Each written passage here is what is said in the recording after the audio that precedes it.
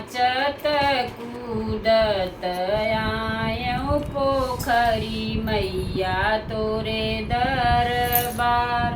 नाचत कूदत आयौ पोखरी या तोरे दरबार।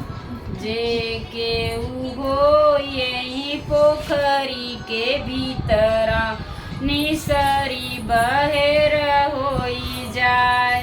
पोखरी के भीतरा बाटिहा पोखरा मैया आपन सगुन देखा।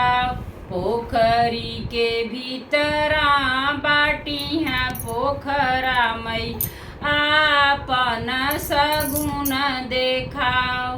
टिकिले टाकिले गौरी गणेश रे फेरी काऊ टिक पोखरी माई के मांग रे फेरी काऊ टिक बिउ भगवती माई मांग रे। टिकिले टाकिले गौरी गणेश रे फेरी काऊ टिक बिउ सातौ बहिनी के मांग रे फेरी काऊ टिक बिउ नौ दुर्गा के मांग रे।